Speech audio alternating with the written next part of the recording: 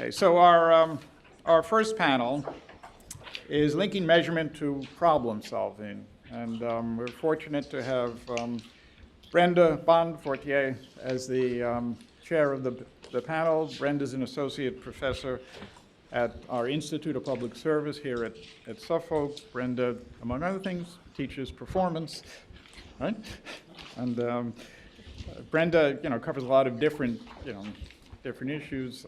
She's really a mainstay of public administration, public service here at Suffolk, and therefore in Boston, greater Boston, Massachusetts. So, Brenda, all yours. Oh, thanks. Good morning, everyone, and thank you all for being here and coming. I'm excited to have the first formal panel because I know that everybody's sort of ready to hear about what our panelists have to say today. Just thanks to everybody who did all the work to put this together, and for all of you for taking the time to travel here or spend your time here. We're excited to have the conference here at Suffolk and to get to meet some new people and talk about what we're interested in and learn some new things. So I want to thank you all very much for the time that you're spending here. As Mark mentioned, this semester, actually, I'm teaching a new class. It's a performance improvement class. We're piloting this class amongst a number of other classes around a new concentration that we have here. So not only am I sort of in the thick of offering up new ideas for our students, but I'm here to sort of see what I should be doing in class. So I'm excited about that. The area that I work in is primarily in public safety, criminal justice, and so I've done a lot of work around sort of CompStat, for those of you who are familiar with the sort of performance stat, CompStat work. And so I'm excited that we get to spend a couple of days looking at the different ways in which practitioners and researchers are learning about and applying performance improvement. So my panelists are here today to share their work, which will take us sort of from the local level to the federal level, and there's a range of sort of ideas and topics that we'll get to learn from the panelists today. I'd like to just briefly introduce them and tell you a little bit about how this first panel will go. I will introduce each of our panelists in the order in which they will speak. Each has about a 15 to 17-minute presentation where they'll talk about what they're doing in their respective areas and give us some insight into the different technologies, data, measurement, and how they use that in their organizations, particularly around problem solving. But then what I really want to be able to do is open up our conversation to you all as a prepared moderator. I have several questions that I can ask if necessary, but I would really love it to have you all engage as much as possible. I will not come back to introduce each panelist. What I've asked them to do is when the first panelist is complete to have the next person come up, because I really want to be as efficient as possible. So let me introduce our panelists today, and thank you again very much for coming. Andy Webb is from the National Aeronautics and Space Administration, formerly known as NASA. So when I was telling my kids that I was coming here, I'm like, this is the first time I'm ever going to be with somebody from NASA. This is very exciting. So Andy will be here to talk about the framework that they use. And you can look in your program for some more background, and he will offer up an introduction to himself as well. And he will be our first presenter. MeghanMarie Fowler-Finn comes to us from the District Department of Transportation, and MeghanMarie was with us last year, so we're excited to have her back this year to talk about how they're using their performance information to improve what they're doing in the district. And then Izak, Maitin, did I say that correctly? Close, Maitin. Maitin, sorry, is the Director of Information Technology for the City of Philadelphia Streets Department. So what I really love about our panelists here and what everybody brings are sort of this different lens about how they've applied performance measurement and improvement to the work that they're doing, the kinds of things that either touch us daily or that we hear about regularly around public policy. So thank you very much, all of you, for being here. I'm going to keep track of our time so that we do have time. But if you have any questions, please be sure to write those down. We'll have about 20 minutes or so at the end of the panelists to ask questions and maybe have you talk a little bit more. So let me welcome Andy up to the podium, and thank you all again very much for being here. This is the clicker? Yes. She's there. Yep. Good morning, everyone. As Brenda said, my name is Andy Webb. I work for NASA, National Aeronautics and Space Administration. I actually started my federal career with the Peace Corps. After coming out of the Peace Corps, worked for the National Park Service down in Everglades in South Florida. So Fort Lauderdale folks, I'm sure they are. There we go. You guys are close by the Everglades. Then I went up to Valley Forge in Philadelphia. After that, worked for the Bureau of Indian Affairs, doing performance management, and now with the National Aeronautics and Space Administration. So my job is to manage the performance structure for all of NASA. It all comes through my office. The CFO office is where we manage performance because we link budget and performance together. Luckily for the federal sector, we have a law that requires that we manage performance and we publicly report out the performance. But a different story, though, you all are kind of in the state and local, and you're dealing with the day-to-day issues of housing and homelessness and roads. What's NASA got to do with performance? Well, we have 4 mission directorates. We have human exploration, science, aeronautics, and space technology. And if we don't get it right, it blows up on the launch pad. Or if we don't get it right, it lands on Mars and crashes. If we get it right, we have an International Space Station or a space launch system, a new rocket system. If we figure it out, we have the Hubble telescope bringing back images from the interstellar space. If remember, we got it wrong in the beginning and Hubble actually had a problem. They had to put a corrective lens on it. So our performance is based on if we get it right or not. It's very binary. We just launched the probe to the sun, the Parker Solar Probe. It made it. It's bringing back data. That's success, right? Well, we're going to launch a new probe. This is the one down here. We're going to launch the James Webb Space Telescope. No relation to me, but I like to walk around and say, it's my uncle, don't worry. We're inventing amazing things. Over here on this bottom corner, this is a solar-powered rocket engine. You can use solar power energy as a rocket engine. It's amazing. At the bottom here, we are building the first interstellar network for relay communications between Mars, the Moon, and Earth. Satellites don't exactly work when you don't have satellites out there doing these things. So we're building this stuff. The last one on the left, this is a supersonic airplane that'll have the sonic boom decibel level of you slamming your car door. Remember, the Concorde couldn't fly across the United States because of the sonic boom. This is amazing stuff.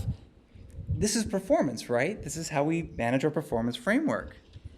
Well, NASA has to have its goals. So the structure that we rely on is from the Government Performance and Improvement Act, GPRAMA. And it requires that we have goals, objectives, a performance structure.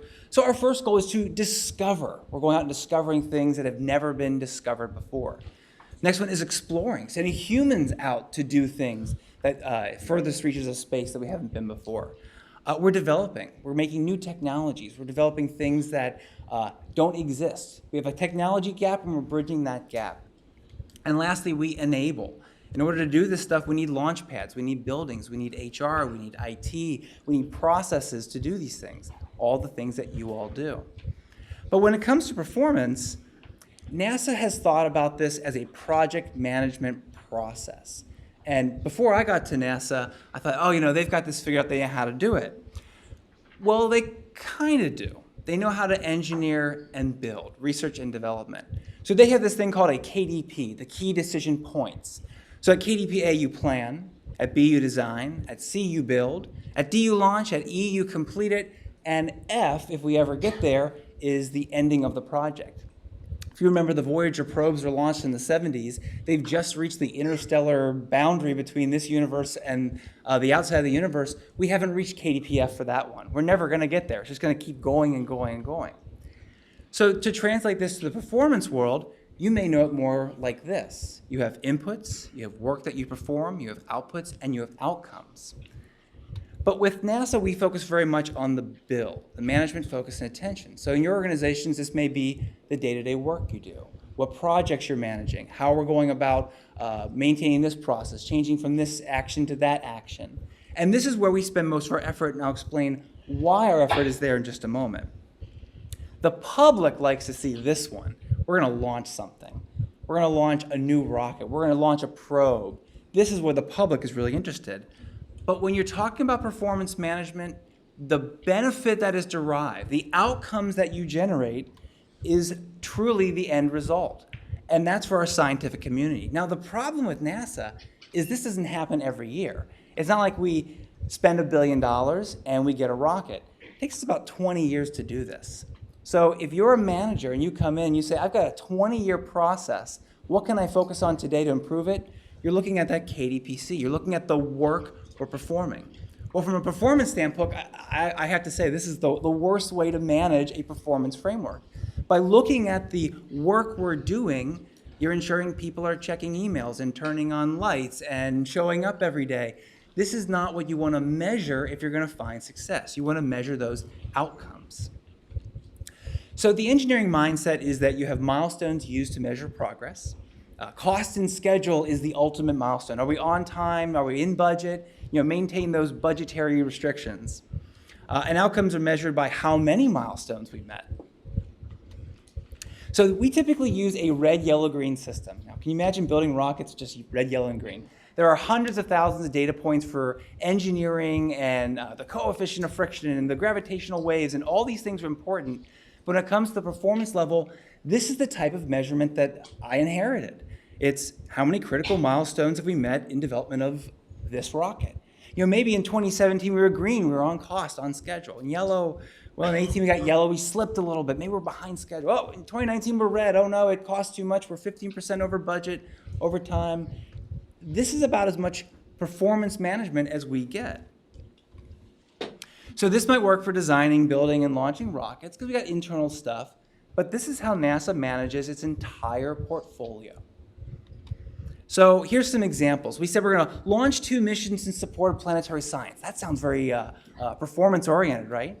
Well, if we launch 2 missions, do we need 2 missions this year? Was it the right number of missions? Look, they've been green for the past 3 years. Are we investing the right amount of money? Do we have evidence to show that 2 is the right number? Maybe 4 is the right number? Maybe none this year? So this kind of leaves the external publication of, well, I guess 2 is right, maybe it's right. There's not enough data to support this. Another goal we have is develop and implement the NASA Small Business Strategic Plan. What a great investment, what a great performance tracking system. Well, develop and implement a plan is the left side of that model. It's the designing and building. There's no benefit, there's no outcome. Are we going to increase small business participation by 20% over 5 years? I can't tell from these metrics. By the way, we're green every year, so someone's designing and building this.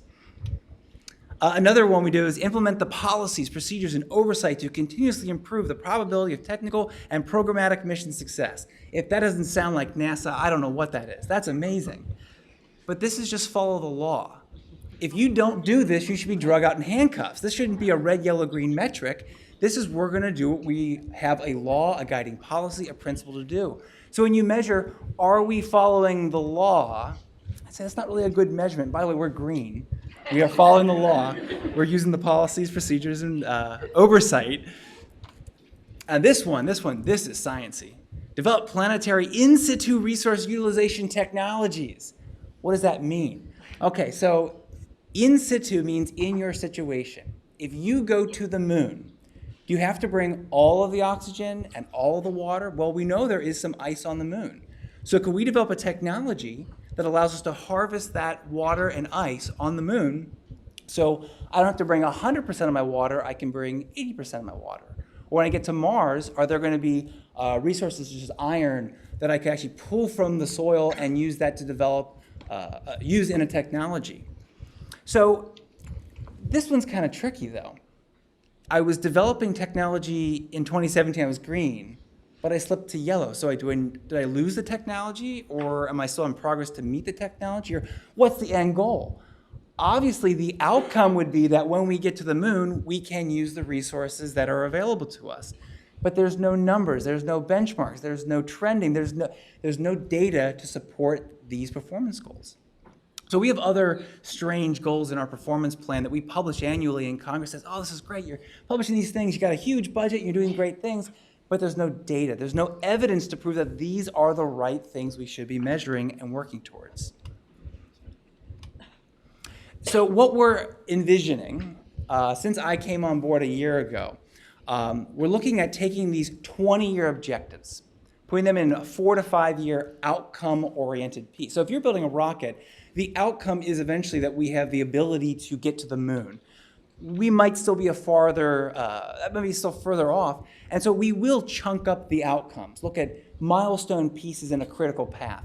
You can assume that in order to build a rocket, I need 10 things to happen in order. If I can do 2 of those every year in a 5-year period, I'm going to meet that. So still allowing for that cost and schedule milestone to occur. One thing that we have, and you probably have this in your programs, is that mission directorates will only report as their own mission directorate. So it's not NASA has achieved something, it's the Human Exploration Program has achieved this, or HR is achieving this, or IT has implemented this. What we're trying to create is a one NASA voice. So NASA is achieving something. So instead of maybe your city's infrastructure program or your city's human services program, it's your city is accomplishing this and reporting that against our performance. And also we are going to use the existing cost and schedule review panels. We have a baseline performance review every month. You can think of it a lot like CityStat, where we get in a room, all the mission directorates present essentially a snapshot of where they are in that process. Right now, that is highly leveraged towards those engineering milestones. So our senior leaders can't step back and say, are we making progress towards the outcome? And that's where I come in. And I know a performance marketing campaign is now taboo after this morning, but my performance marketing campaign is not I try and sell you on the idea, I come with the idea already baked. And what's interesting is when you go to somebody with, here's the idea, here's what we're going to do, and by the way, I've already started to implement it over here, you might get some resistance. But then if you have already implemented it and you have those results, just keep bringing it back to them. By the way, I did that thing and it's still working, and here's more data to show that. I go, okay, yeah, go ahead and keep going with that. Very, very rarely have I ever been told, no, stop, don't do that, because it doesn't impact the other things I'm working towards. It's always, I'm doing this on the side, here's my main body of work, but we're moving towards this next level. Data transparency. You saw there were no numbers in this presentation. We're NASA, we've got to have lots of numbers. We're building numeric targets and data in our performance reporting, but I will still keep those green, yellows, and reds because it makes people just have those warm fuzzies. Okay, we're green, we're on track, no problem. And lastly, in 2018, the federal government passed a law called the Foundations of Evidence-Based Policymaking Act. Basically, you are going to use evidence and evaluation in your performance and in your day-to-day management. This is going to require us to have a learning agenda. Ask the questions about how are you improving. It's also going to provide leadership the evidence to make those data-driven decisions. We make data-driven decisions all the time when we're talking about the small-scale engineering milestones. We don't make data-driven decisions should we centralize or decentralize an effort. What's the data to show we should decentralize or centralize? If we're going to have an efficiency, prove that this is an efficiency. Show me data to support that. Not just, I'm the new leader, here's a great idea, we're going to implement it. So what we're looking at is linking up our strategic and annual performance plans with a learning agenda, capacity assessment, and the annual evaluation plan. Because essentially, is the strategy meeting the outcomes is the ultimate question. Our performance is how well are we doing in meeting those outcomes. The evidence building is what data do we have or need to show that. And that can take time. That's not something you do right away at the beginning. The evidence capacity is what resources do we need. Maybe we need to get an outside contractor to evaluate for us. We just can't do it. Sometimes it's just in-house, pull in the data, get a spreadsheet, and run through it. And then lastly, the evaluation. How well are we using this evidence to make decisions? And that all should loop back around to the first question. Is the strategy meeting our outcomes? And we have these grand visions, So performance is not rocket science, except when it is. We have a vision of advancing America's goal to land the first woman and next man on the moon by 2024 by demonstrating the necessary technologies that advance lunar exploration. That's a nice 5-year goal. We can measure this. But we have all these technology advancements that need to occur. This program, by the way, is called Artemis. Artemis is the twin sister of Apollo. And the rocket on the left is the Space Launch System. This is the new rocket that gets our astronauts to the moon and to Mars. And on the right, the satellite-looking thing, this is the Gateway platform. This is the new orbiting, essentially it's the International Space Station that's going to orbit the moon to where we can take trips down to the moon and use that as a home base. And then later, that'll be the launch pad to take us to Mars.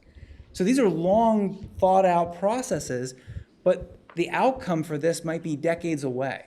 And so looking at the outcomes is more near-term, looking at our outcomes as what benefit are we getting to society. One of the issues we have in NASA is we build the tool, and that tool does stuff, and maybe scientists down the road can get something out of that tool. I say, but that's the performance. The performance is, are we building the right tools? Those tools bring the right data back to our scientists on the ground. And transitioning from we build rockets, we launch things, to we make tools that enable others to have better outcomes in their environment, in their scientific or in their technology advancements. And that's what we're moving to from our side. So thank you very much.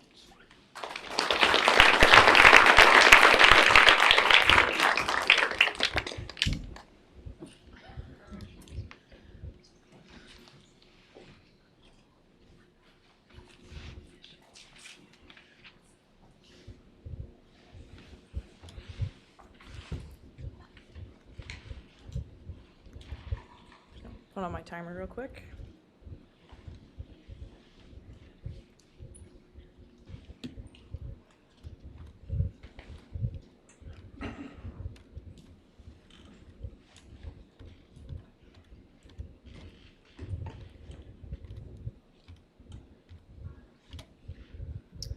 So we're trying to build a web of data, a data platform for our agency where people feel comfortable, they feel at home in this web of data, where there's a strong enough data platform where people can't escape, and where there's a platform, a web built where people are invested in it and want to make it stronger together. And we think this is the way that we can create data power so people can start using data for change and action. So I'm MeghanMarie Fowler-Finn, and I manage the performance team at DC's District Department of Transportation. And like Andy, I also did the Peace Corps, and that inspired me to go into city government, where local people were helping themselves.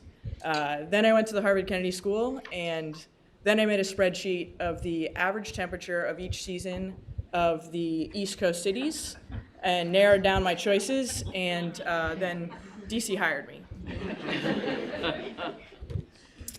So DDOT, District Department of Transportation. You know, everybody thinks that their jurisdiction is so different. You know, your challenges and problems are very unique to, you know, your political problems and your, you know, your local politics or whatnot. Well, that's just not true. Everybody has the same challenges, same issues, same political problems, except for Washington, D.C. We're unique. But the only way that we're unique is that we're more like all of you than anybody, because we are both a city and a state.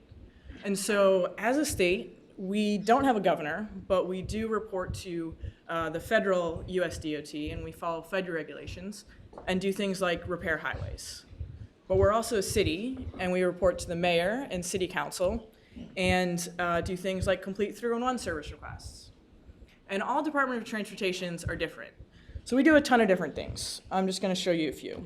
We take care of the forestry. We now have to worry about maybe shareable mopeds in our city, parking, permits, traffic signals, traffic control officers, bike lanes, Vision Zero. We might be building a gondola soon, hopefully not, but that is a possibility. And we also have a huge annual capital budget, $650 million yearly capital budget. for both state and local projects. So this is a huge portfolio. And as a performance team, we try to support each and every individual group where they're at and help them use data to make decisions for whatever they need it for. So 3 years ago, we started a performance team. They hired me as the first manager. And our goal is to empower the rest of the agency to make data-informed decisions. 3 years later, we are now a reliable, sought-after group. And that's really awesome. These were our original tenets. Create data power in the agency, provide internal support and consultation, have a Transtat program, help community engagement, communicate our analytics, and help provide planning and external collaboration with downtown and other groups. These programs can come and go with agency directors or managers or whatnot. And now we're just beyond capacity. People are asking for our help all the time, which is the best problem for a performance team to have. But we can no longer sustain this. So now we're changing our framework. We are now focusing on data power so we can help all of the rest of the agency improve their own capacity. So the first thing, of course, we're doing data analytics, right? That's what we all do every day, and it provides a lot of help to everybody else in the agency. Next is data creation. How can we help people create good data, years before they even need it? Next is data curation. If there is a lot of data out there, how do we get people to share the same truth about data? What is the right data source? Next is data culture. How do we build this idea of, yes, data is a good thing throughout the whole agency so that people want to use it more and more?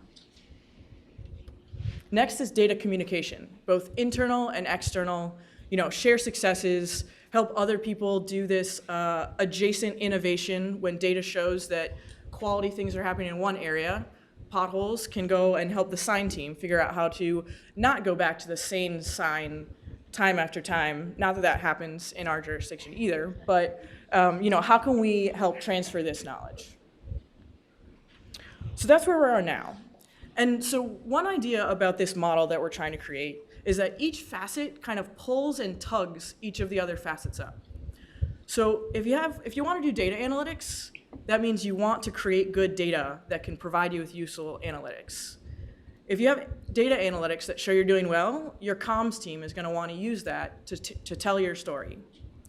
And because of that, they want to know that they're using the right data for data curation. And then as more and more people are talking about this, each individual team we've seen has wanted to use data more and more, which is then where our team got overwhelmed and we needed to make a new framework. So the other thing about this is not a fully baked idea. One thing I like about coming to this conference is you all struggle with the same things. And so I'm going to show some examples of where we've been successful and where we haven't been but want to do better. And I look forward to connecting you all afterwards to hear how you've done it better in circumstances as well. All right, so data analytics. Right, this is the bread and butter, create cool analytics, create cool charts and graphs, and kind of help people understand what's going on. So now that we're kind of past the point of here and there analytics, we're trying to create analytics that can be transferred between teams that can address underlying issues that everybody faces. All right, so this is a chart of this guy, this manager of the traffic lights team came to me and said, our fleet is always down in the shop, and everybody hears this. It's like, all right, always down in the shop is not a very compelling story. Let's see what actually always down in the shop means. So the blue is the time that this vehicle spent in the shop. The white is the time that this vehicle was available to be used. So you can see this 1999 pickup spent 36% of its time in the shop. This 1999 sedan spent 48% of its time in the shop. And so we don't take care of our own fleet. There's another agency that takes care of our fleet. And so when we're trying to pend PDA, is that a verb? When we're trying to get new vehicles, this is a really powerful story and analytics to show that, yes, we really need new vehicles. These are just not workable. But this is also, once we showed this, other managers were like, oh, I need that too. I have a vehicle. I bet it'll be like 52%. And so there was a little competition there for a while, unfortunately. So another example of analytics is looking at time and pay codes that everybody can use. We looked at it for one manager, I believe it was the pothole team, something like that, and all of their different teams. And we said, all right, well, it looks like team 7 is doing the best. Let's go out and see what they're doing. And it turns out they had a much better pothole routing system than most of the other managers. So we were able to take that and transfer it to the rest of the teams and kind of help improve the process there.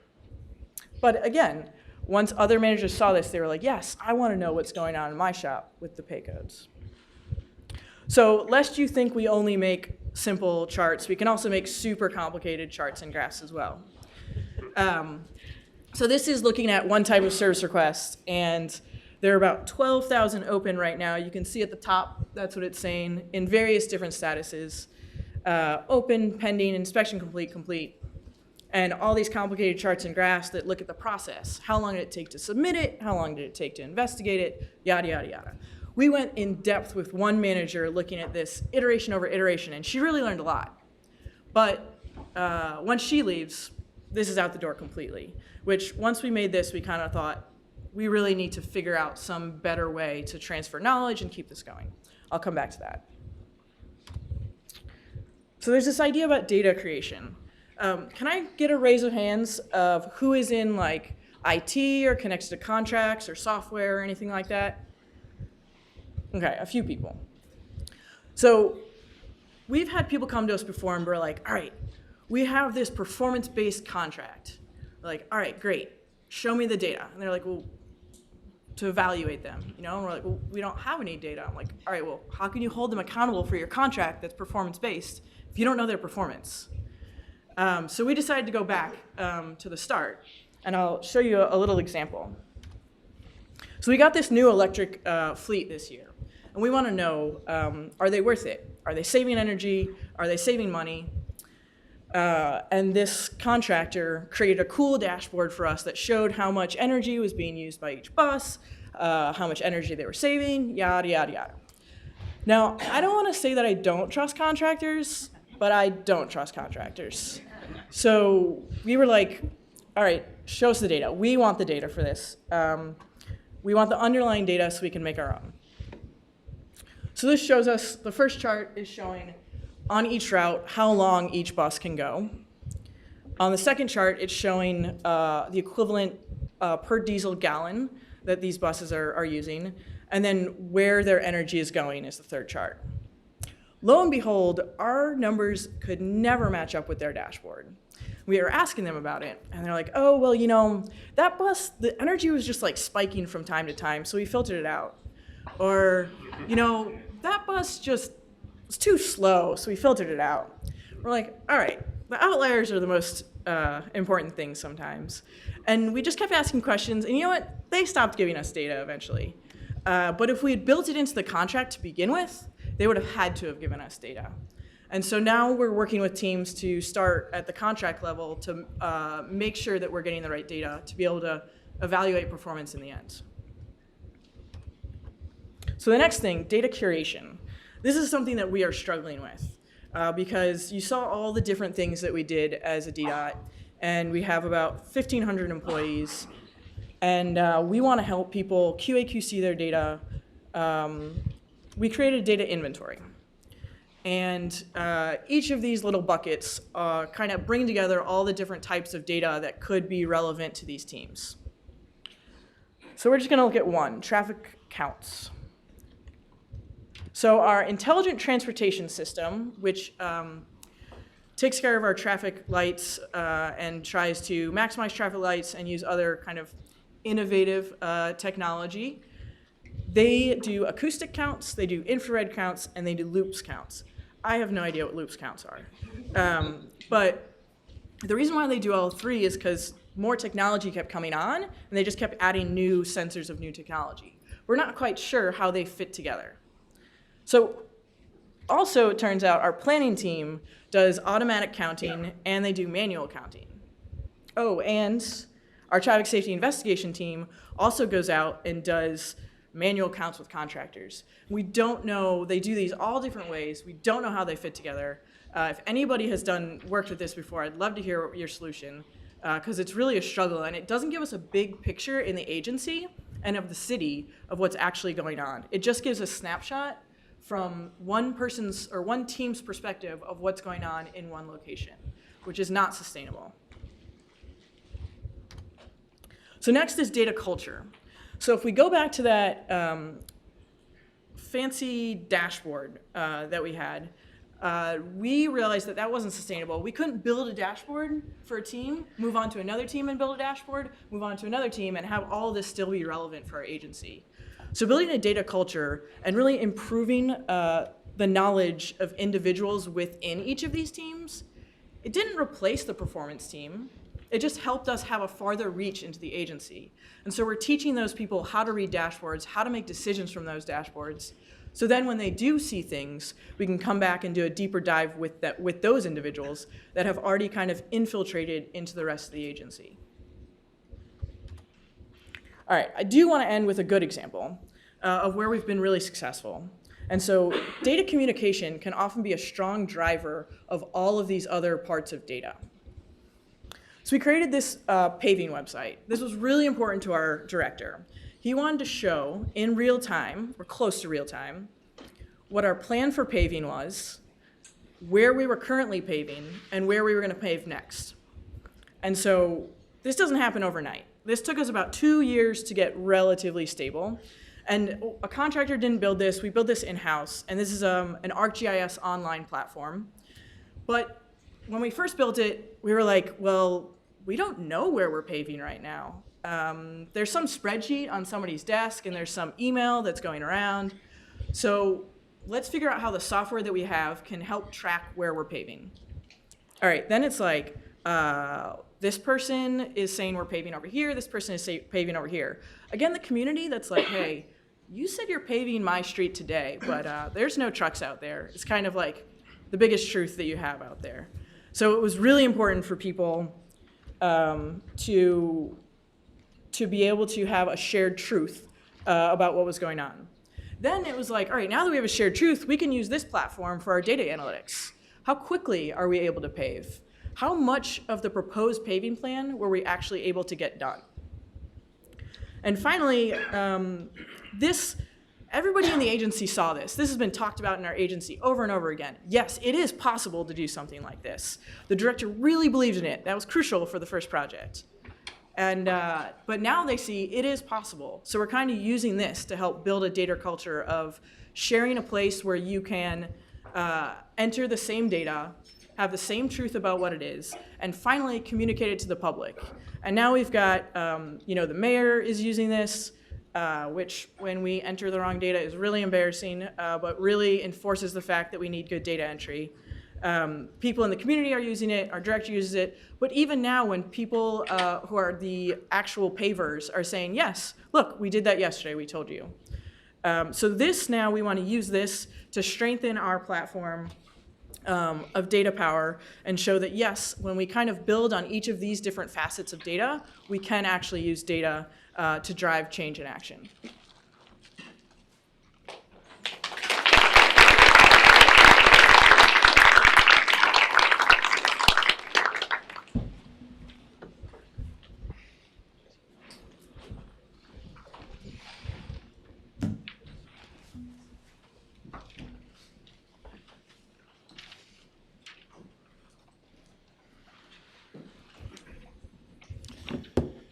Okay, let's see.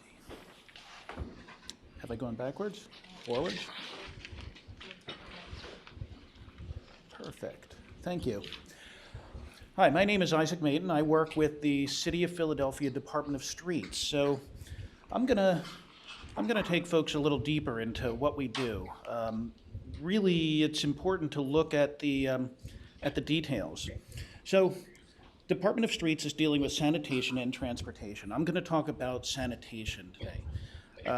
It's a complex problem. There is no single solution. Really, we've tried, just about everything, and I'm sure we've tried it many times through the years. So one of the first things I wanted to describe was the difference in scale, because scale really does matter. This was a benchmarking study done by KPMG. It talked about cities, and what you see on the right-hand side is the cost and revenue of collecting 1 ton of garbage. So that metric has everything and the kitchen sink in it, and it really doesn't. It helps us measure the city's performance as a whole, but it doesn't really help us manage performance at the ground level. So some of the efforts that have been undertaken, Philadelphia does have a reputation. We do have we have a bit of litter that we've been working on cleaning up for a long time. So in 2017, the city of Philadelphia formed a zero waste and litter cabinet to look into this, and they started to look at all sorts of options. Many of those options were social options. They brought together various departments. They thought, how can we do it better? How do we engage stakeholders? Who are the stakeholders? How do we reach people on the street, the communities, to improve the situation? And that's immensely valuable. They've come up with fantastic ideas. They've got litter control plans whereby they work with neighborhoods to engage block captains, various other individuals to steward their neighborhoods. However, at the end of the day, the Department of Streets, the Sanitation Division, is really responsible. I mean, this is our core mission to get this done. So working with people is just part of the issue. We have to actually get out and deal with it every day. So the litter index that was generated, we've had this going on for a number of years. However, it was put on steroids in 2017. What you see there is just about every street in the city rated on a 1 to 4 scale, with individuals going out, handheld mobile technology, to rate the streets. Like I said before, we had done this in the past. It's not new, and we had done it on paper. This has given us a whole new perspective and a new set of data to work with. But you can see the scale of what it is that we're working with. So I wanted to focus on operations, because that's what happens every day. We measure things in hours, not years. So I was envious of the 20-year. If something goes wrong, we'll hear about it by the end of the day. In fact, usually midday. So the things that we do, the core operations that we offer and services are: we ensure collections are completed on time. That's just critical. That's our bread and butter. Deploying and emptying garbage receptacles. Again, it's great to place them. The Vision Zero committee identified the proper placement of trash cans, of big bellies, various other things. That's fabulous, and that helps us get in the right place. However, if we don't pick it up every day, it's a mess. And I'll show you a picture or two of them. Responding to service requests. We get a lot of service requests, and we need to be out there. So by our very nature, we're a reactive agency. We can plan as much as we'd like, and we can get out there and do the job. But at the end of the day, we get a lot of requests. So enforcing sanitation codes, cleaning litter and debris, and monitoring conditions. And by the way, monitoring conditions, I could have started with that, ended with it. It's a cycle, it's a loop. So performance measurement is nothing new to the Streets Department. We've been doing it for a long time. It's a metric-driven agency. This was built in before I ever arrived. What I thought was interesting and why I decided to speak was I was working with a team of people. We were looking at the Vision Zero work. We thought, how can we do our work better at the operations level? So we have a commissioner who came on board. He actually rose up through the ranks, and he had really all of the elements. I hadn't actually encountered somebody who was a natural at performance management. He wouldn't tell you that's what he's doing, but he hits all of the marks. And I thought I'd explain to you what some of this means. One, he delivers the vision. He sponsors. He's very interested in seeing all of this done. He likes the feedback, he likes the numbers, and he wants to see things get better. Collaboration, he brings everybody together. So all of the chiefs, all of the people who could come up with ideas, work with the crews, etc., he brings them together. And then inclusion, he he delivers it all the way down to the street. So the folks who are actually collecting garbage on a daily basis, the crews, the supervisors, are all involved in this effort. Measurement, he's huge on numbers, and accountability, he does hold people accountable. That is one of the things that you will find in an operation. Innovation and technology. So he's keen on new ideas, and then technology. That's where I come in. I'm actually working in IT. I have a background in geography, so you'll see a bunch of maps here. Many of us come to IT eventually. And I would like to mention that IT is not the end all in all of this. So here's something that I put up gratuitously. This is a little pyramid that I use. I developed it, but it's probably out there in a load of books that I didn't read. So I'm sure that it's an idea that's already been around. But I like to measure the tools that we're building in terms of awareness, efficiency, and control, leading to outcome. Because when I looked at the things that we're doing, I found that some of them gave us awareness. It was great. Now we saw things, but we had no efficiency. We really couldn't act on them. And then sometimes I noticed that we had the awareness and the efficiency, but we had no control of the situation at the end. So we knew more, we were efficient at gathering the data, but we couldn't change the outcome. So I've come to a place where I look at all three of these things, and they can come in different proportions, but I have determined for myself that if you don't have them, you probably don't reach the outcome that you'd like. So collections, I'll start with collections. This is an example of a quarterly meeting. And you can see there's a lot of factors that go into this. Like I said, it's a complex problem. People call out, there's absences, there's unions involved. There are things that are way outside of the control of day-to-day operations, and they have a huge impact. However, it's important to measure all of these metrics and look at the on-time collections, the recycling tonnage, the diversion rates, and then, of course, the overtime. That's huge. And then look across the different operational units to determine what they're doing, how they're doing. And I'll just say, the commissioner, it was one of the funniest things I've seen. He looked at a chart once that showed two. I think it might have been these districts at a different point. He saw two of them doing 97%, 98%, one of them at like 30. And he just turned to the crew and he said, I need those two to come down. He was like, I need something to move from those to that one. Whatever you're doing there, I want to see more of it here. And that's the gist of it. So some of the things we've done in terms of technology, I'm going to take a focus on technology here. So we put GPS on our sanitation vehicles, about 400 vehicles. And you can see my little triangle at the bottom. Suddenly we had data on all 400 vehicles. They were floating around the city, but nobody could make heads and tails of it. I mean, it was impossible. We could see a vehicle that idled for a protracted period of time, but that really didn't serve us well. So what we've done is, with the GPS, we started out by looking at individual vehicles and trying to see when they left the yard by putting boundaries around them, when they returned to the yard, the full idle time, the time on route, some of the basics that really determine, why somebody might not be performing as expected. And we, you'll see on the left-hand side there, we started to take our old forms, turn them into electronic forms so that people could enter the information. We could capture it real time, get it right to the source, and join it with the data that we see in the field coming from the GPS. So what do we get out of that?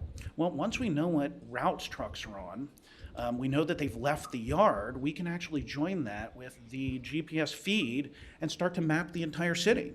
Now what we see is vehicles moving around. We can see where they've actually completed the activities that they were intended to complete.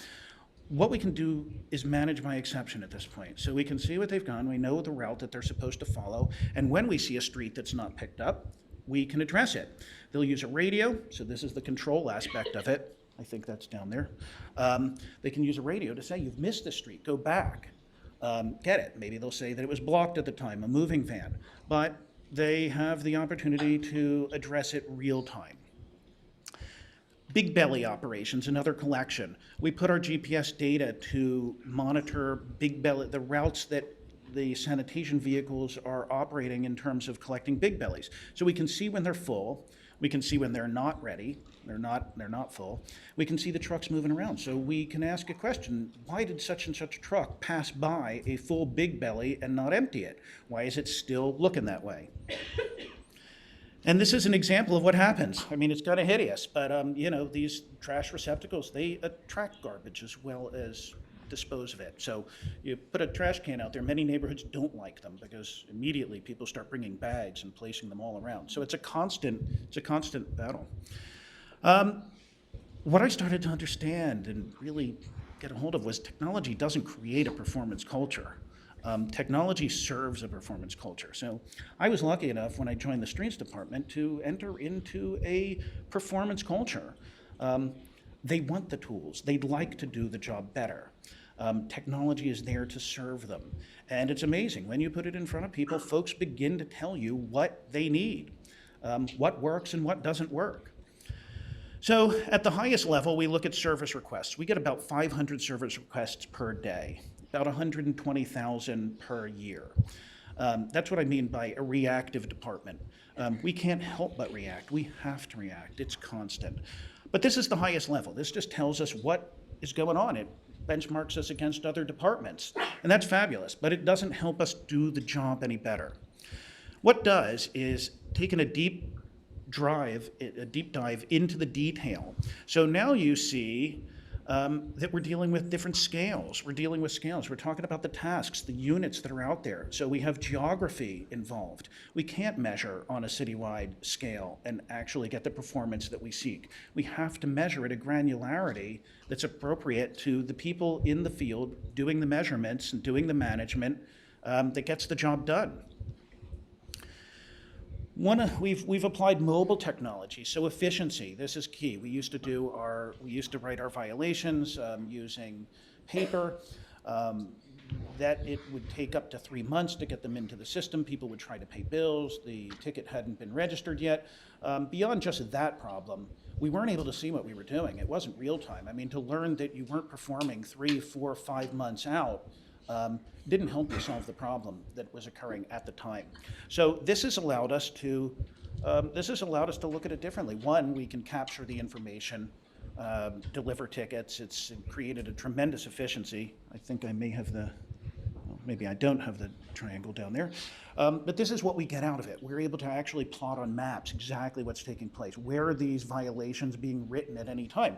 Plus, we take the violations and we rank them. We look at what are the violations. And again, not every neighborhood has the same violation. So you can tailor your response, the performance management at the street level to the problem that exists in these specific neighborhoods. And that's how we'll get a score that actually drives our larger benchmark up, our efficiency. This was the project, actually, street sweeping and special operations, that really brought me to, that made me want to speak at this conference. I was watching it. I mean, it's not changed that much. Street sweepers look very much the way they always did. What you see over there is short dumping. That's another problem, just people emptying the back of a truck and somebody on a street corner. So we took the mechanical brooms and we started to look. We have a pilot underway right now. And again, we use GIS to determine what are the areas that need it most, how are we doing in those areas, and then we came up with innovative technology. So in many of these areas, they actually use blowers to blow the materials out from under cars into the street for the street sweepers to proceed, because huge backlash when people had to move their cars. They were being ticketed, then we couldn't get to the street in time. They would complain, council people were involved, bad scene. So this is the way we're testing it.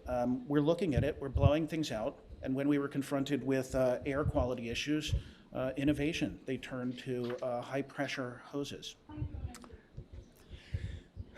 What did we see when we began to manage all of these street sweepers with GPS? We started to measure the tonnage. And this was very funny. Because originally I sat in a meeting and I said, yes, we obviously have to measure tons over miles. I mean, we can't compare these different routes. They're all different distances, all different neighborhoods. Couldn't possibly compare them by miles and just tons, because these are the charts that were used on the right-hand side.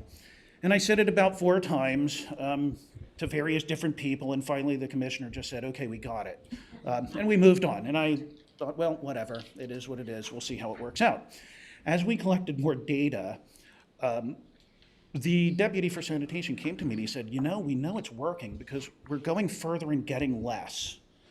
And it made me think. I was like, well, wait a second, that's my tons over miles metric. I mean, really going further and getting less. If we went on as, success, what would success look like? I'm like, well, it would mean that we're driving forever and we're getting nothing. So I combined these two, which is, what I wanted to do from the very beginning, showed him and said, hey, it's we're getting to a point. We need to know diminishing returns because this is actually how you manage performance. We don't want to drive forever and get nothing.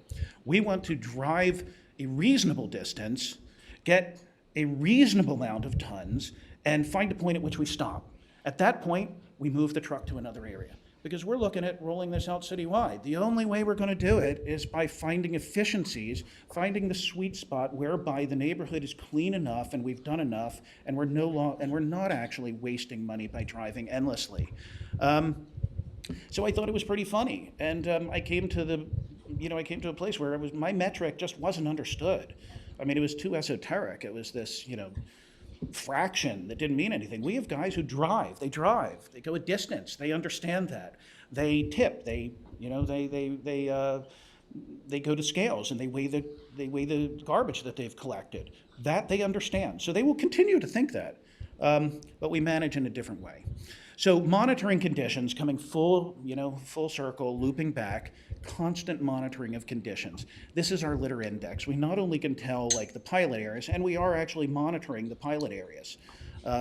We not only monitor the pilot areas, but we gain efficiency out of our electronic approach, mobile approach to the litter index. We can see how much has been done. Don't worry, this is those 22,000 streets yet remaining. They were not intended. This is we're doing a citywide, and this is the pilot area. But we can see how much progress we're getting on the street in terms of people doing their work and actually performing the measurements that we need to manage the program. Okay, so field data collection. I thought I'd just show you the tool here. This is a snapshot of what it looks like, and I wanted to show you efficiency and control. So going out with this tool, again, it's in ArcGIS, it's collector, app, survey 1, 2, 3. You'll notice that it requires immediate action. So that's the control component. In other words, we're getting awareness by collecting the data. We've got efficiency through using this tool that delivers data directly to us. In MSB, the Municipal Services Building. But if there's an issue out there, if they're short dumping, they can hit a button. It'll go right to the 311, it'll travel through our electronic systems, and it'll reach us. We'll dispatch a complaint truck, a citywide vehicle, and they'll go out and deal with it. So we've taken it, we've taken awareness, efficiency, and control. Here's a snapshot, big, this blows it up a little bit. It allows you to see the litter survey. And I wanted to, the other interesting point that came out of it is we have a 1 through 4 metric. 1 through 4 being the most severe. It requires crews, heavy equipment, or a large group of people. But I wanted to show you, with the tool, the granularity, again, we need to measure at an even more granular level. We have litter that is debris across the streets, scattered about. We have litter that looks like giant piles. These are 2 entirely different responses. So here we are monitoring our conditions. We've got action, but I was amused to find that really we need to go in and divide it a little deeper to actually get the performance that we'd like. So just a few of the points that I've got listed here. Embrace the unexpected metrics. The way that folks described it to me and going further, getting less was amusing. These were metrics I hadn't really thought of, but they work for the people doing the job. Defer to the culture. Again, the ratio, this is the language they speak. If you want them to do the job better, speak their language. Importance of the shared vision. The rolling things up. We can roll things up, but as our numbers get bigger and bigger, it's great. I mean, it means something to the public. When you step out on the street, a 4 is a 4. You don't care if it's litter scattered about or a big pile of tires. However, our response is very different. So we need to consider the scale at which we're looking, the neighborhood, the granularity of the task. And then create a feedback loop to ensure the technology supports the initiatives, because we don't get it right the first time, generally. And then use your data in the field to move from inspection to immediate action. I mean, if you're out there and you see the problem, you can use the technology to not only capture the problem, the missed streets, go back and get the street if we know it real time. Not only see the litter on the street, but but actually send the request in to have it removed, and within a day or two. That's a very, very responsive department. And the credits, the people. I mean, they're really the driver behind it all. I typically don't put credits in, but I thought, how can I deliver a talk like this and not talk about the people that are doing it? Because it's not the technology. It really is all of these individuals coming together, working, sharing ideas, and each one doing a little better at the job they do, all the way down to the supervisors, the crews, the folks who are collecting garbage. Taste for the future. We also do transportation. That's our other side. So who knows, maybe next year. These are our metrics for transportation. So we do put them all, we try to build them into reports that are real time, that people can look at and value their progress on a month-to-month basis. Hope I've stayed within my time. That's about it.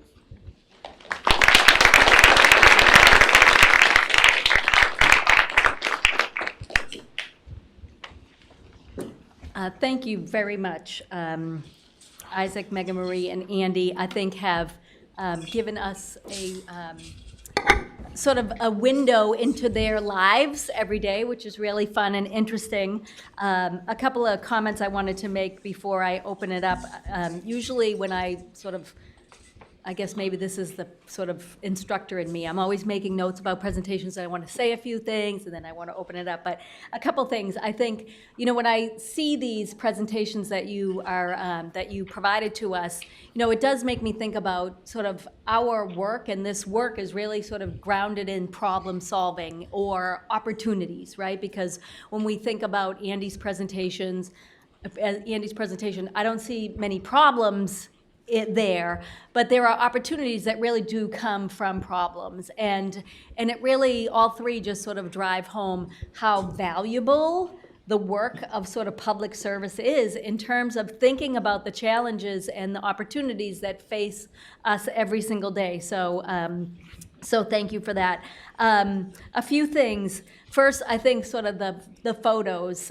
For me, the photos are really interesting because I think they drive home some things that maybe we don't see in the narrative or in the data. Because when you see those photos, it becomes a different sort of thing that you are talking about. When you're talking about data and litter and things like that, you sort of have something in your mind, but then you see a photo and you're like, that's in somebody's front yard or on somebody's street. And I've done some work around sort of crime and disorder and how much that really does impact the quality of life for people. So I think that was the multisensory sort of aspect of the data visualization, I think, is really helpful. Also, I was sort of just reflecting on how different the nature of the work is today than it was 10 years ago and 20 years ago, and how in-depth and complex I think all of this is relative to how people come to work and think about what it is that they are doing, and how the data and this information, and not just the hard numbers, but even sort of the anecdotal and the qualitative aspect, how that really does impact what people do every single day. And that is so different from what it maybe was 20 years ago. And then I think to myself, the organizational change that has happened is enormous, and we could spend a lot of time talking about that.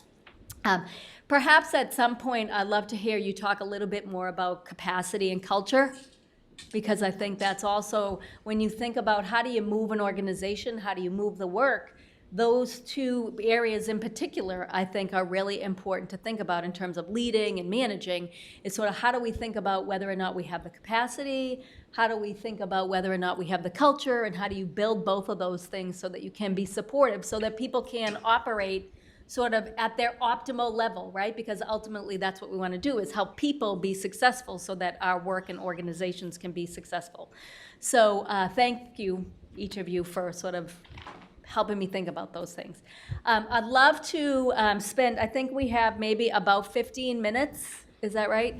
I'd love to hear from you in terms of your questions, your comments, insights, or maybe something that you're challenged by that you thought about as a result of these presentations. So do we have mics? I don't know. Yes? Oh, okay. Sorry. Thank you. All right, first from the back. I had a question for MeghanMarie. It kind of has to do with the data validation. It seems that you guys kind of like built a pretty, robust analytic team at the department at the transportation agency you work at. So I was wondering like what type of methods you use for QA or QC in order to like make sure that the analytics you're delivering are accurate. Depending on the team, we do a lot of different things. Sometimes we go out in the field and talk to people about the data information and see if it actually makes sense logically to them. We try to start from data collection and kind of follow it through the process of data cleaning to the output. And I think what I try to keep going back to is you've come up with one number. How do we then go find some other avenue to see if that's right? Like if we made a dashboard, right? We can't just take that dashboard at face value week after week. Every week we need to go and find, either the underlying software to make sure we check that 1 or 2 data points to continue to make sure that we're showing good data. And I think it just takes finding multiple reference points, whether it's qualitative, quantitative, and keep making sure they're, they don't have to be 100% exactly to figure out what's going on, but they need to all kind of tell a cohesive story. And as soon as one goes off page and seems different, we have to dig deeper into it to figure out which one is giving us the problem. It always has to have some kind of cohesive story.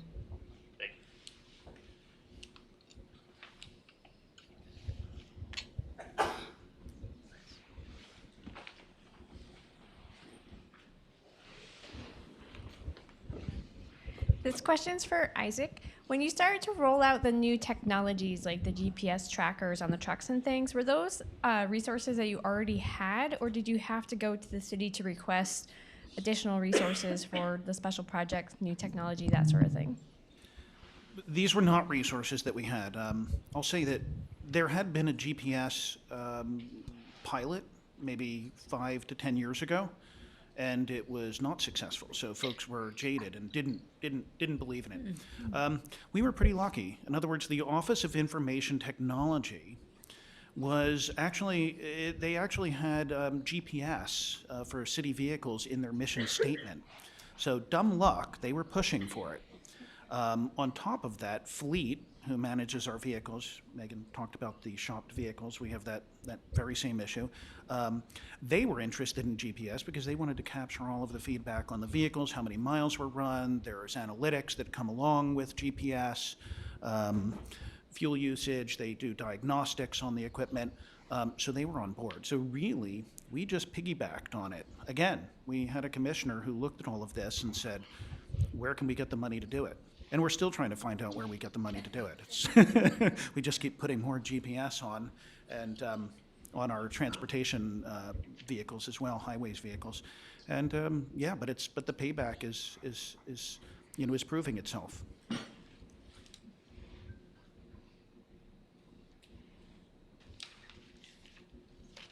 Yes, sir. Right up here. Guess I'll wait for the mic.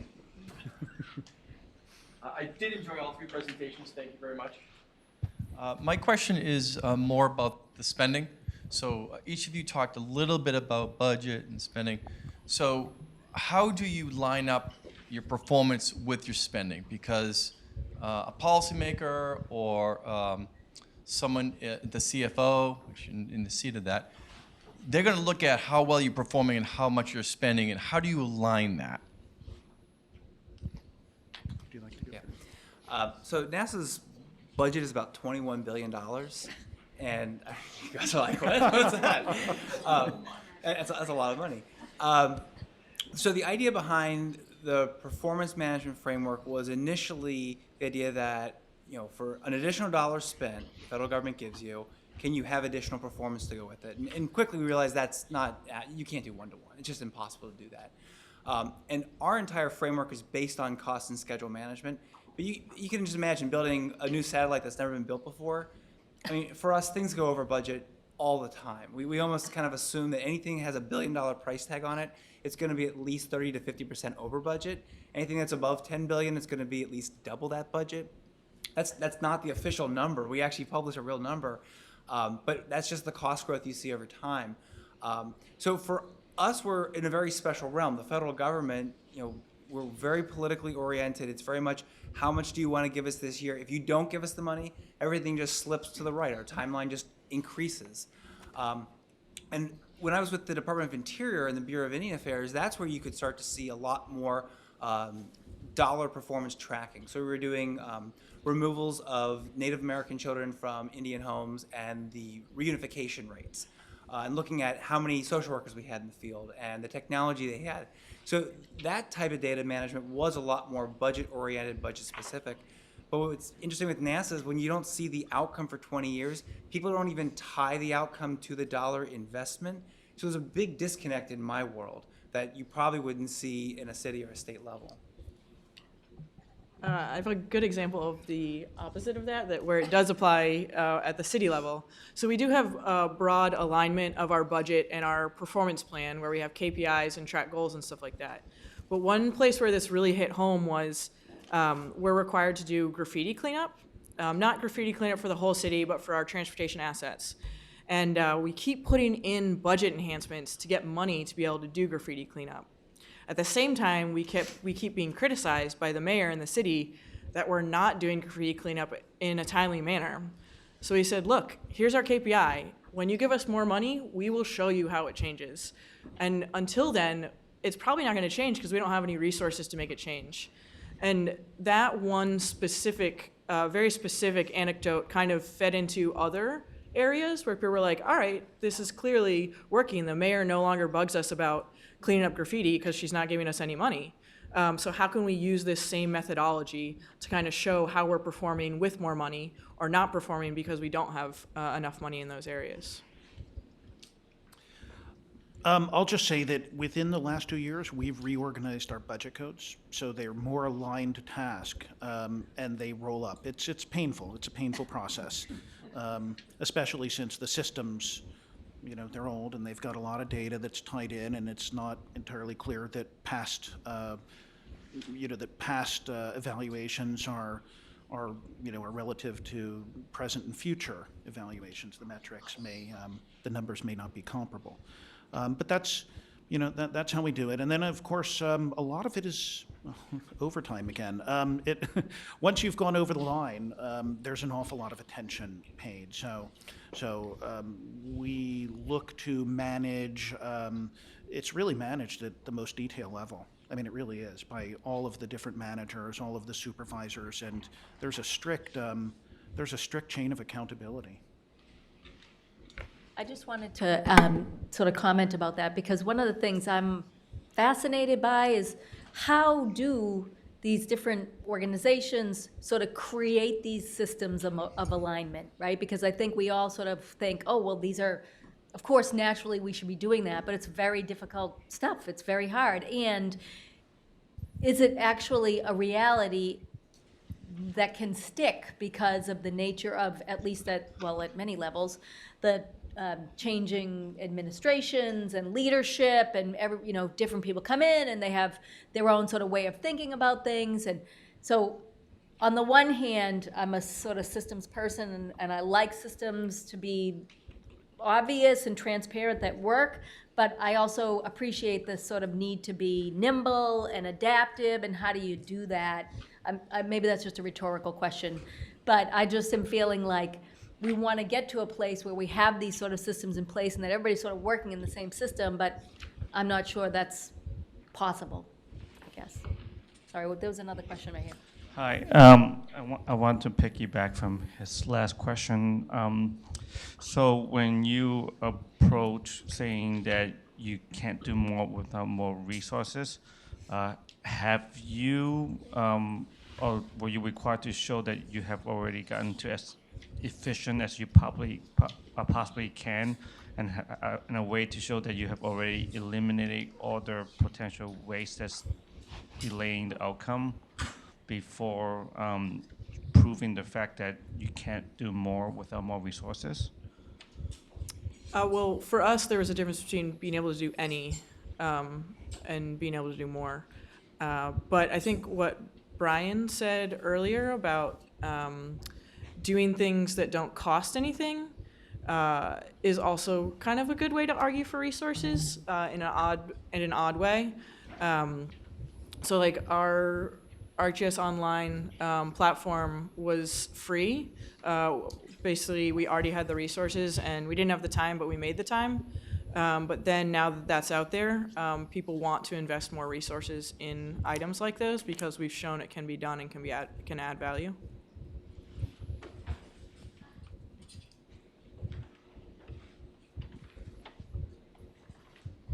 Questions, comments? Oh, over here, right here, this gentleman has a question.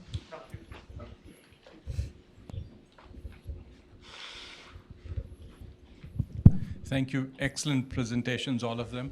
Just a quick question. The difference between your presentation, Andy, and the others was that you were sort of saying you have a goal and the rest of the things you do is to achieve that goal.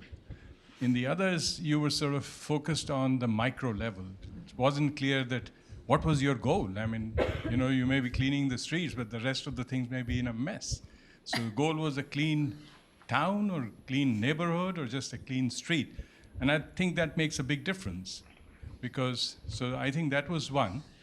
The other difference was, I mean, in terms of the budget, one would think the best thing would be to do some benchmarking. I mean, you have similar streets in other states, et cetera, and, you know, to convince your mayor, I think, was very sweet that she got convinced. She should be asking, compared to other cities. She is. She's asking, okay. So you have that benchmarking exercise going on simultaneously. Yeah, I think that's important to convince people that it's not that you have no resources, but compared to other cities, that you are much more efficient or you're as efficient as they are. So thank you. So those were the two things. That one is goal-oriented, that, you know, it's a means towards an end, not an end in itself. And the second is the best way to prove when you're doing this micro-level stuff is to benchmark, because you're saying at least this activity we are doing in the best possible manner. Thank you. Yeah, I'll say the funny thing is we actually benchmark against DC. Our guys our people are constantly looking at DC and New York and saying, look, they've got this and they've got 10 more people than we have. I mean, it really gets to that level. They've got 3 more individuals inspecting right-of-way violations. Very funny. So how about one more question? This is someone right here.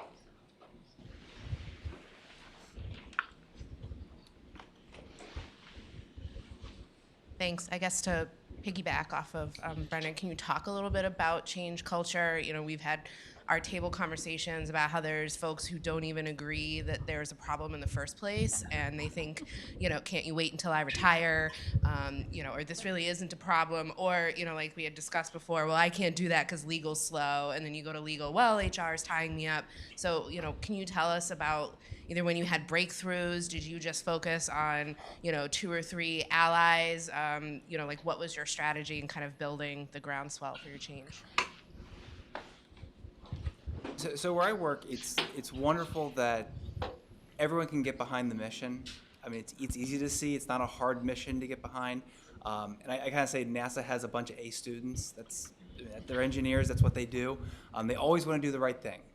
And so in my organization, it's always about saying, well, here's the policy, here's the guiding principles, but here's what it could be. Here's the A+ level that we can get to. And that message carries very well. Like I said, I kind of bring that marketing campaign of, here's this one organization that's tried something like this, implemented it, and then used that to leverage it.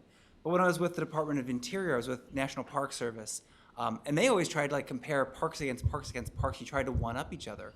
But in the Bureau of Indian Affairs, it was very different. Indian Affairs, it's kind of the, that we've got the worst diabetes rates, we've got the worst methamphetamine addiction rates. They were almost kind of like, it's hopeless, why try something new? One time we had a meeting and we were sitting there saying, why does NASA always get the best rated federal agency to work for? Let's make Bureau of Indian Affairs the best rated federal agency to work for. And the senior leaders kind of said, that's a silly idea. Why would we want to do that? And I was like, come on. So I've been working in both those organizations where everyone wants to do the right thing, another one where it's, we're trying. I thought the presentation this morning was great. It's your attitude of control. It's showing up every day and bringing yourself, bringing your excitement, bringing your passion. Finding those allies is always important, but willing to kind of hold hands and bring them along. And the other thing I've always found is, just go ahead and do it yourself to a certain level and say, look, I'm already doing it. Look, this is already working. Look, someone else is taking. Let me help you. Let me pull you along and help this. I bring that level of excitement, and so that's my personality, what I bring. That's how I kind of make that change agent happen. For us, I think what we try to do is we try to meet each team where they're at. And so we don't try to force a team to make this super fancy analytical dashboard from like day one. It's like, you need help figuring out how to route potholes. Let's see how we can make your life easier so we can do that. Or this other manager who did want these super fancy analytics. Let's see how we can help you where you're at. Where we did know the culture was changed was when everybody started trying hiring their own analysts because they thought they were valuable. And then we had to say, wait a second, let's figure out how to do this in a more sustainable manner. But it was really, each team has their own need, depending on what workforce, what they're trying to accomplish, and going back to what the goal is, understanding what their goal is and not trying to push a goal on them, but trying to figure out what their goal is and help them accomplish it. And that was where we got inroads. We were just helping them move towards their goal, no matter how big or small they were. I'll just say that it's tying the job back to the goal. So for us, I'll say it's not easy, but at the end point we're looking at quality of life. So getting folks to understand the role that they play on a day-to-day basis in the quality of life that people live in Philadelphia. You step out the door, and if your neighborhood is littered, you feel worse about the day. If the garbage is left behind, there's tons of calls coming in. So at one level, it's tying it to the endpoint and the mission and the importance that it delivers to the public, and people start to see that. So no matter what role they're fulfilling, they do have a place in communicating that place in the larger efforts that we undertake. That, and I think Megan had said it. It's bringing tools to the people doing the job the way they do the job. Letting them choose the change and the innovation, and giving them an opportunity to express their ideas, because they're seeing things on the street, inefficiencies, problems that you just don't see in an office. And when they bring them to us, we can address those, and then they see that it makes their job a little better, and people on the street, appreciate it. So thank you, Andy, MeghanMarie, and Izak, for the work that you did to come here and to share with us your work and your insights that I think for a lot of us resonate in a lot of different ways, and we've learned something about what you've done, and I've written a note about looking you all up so that I can find out more. So thank you very much. Let's thank everybody.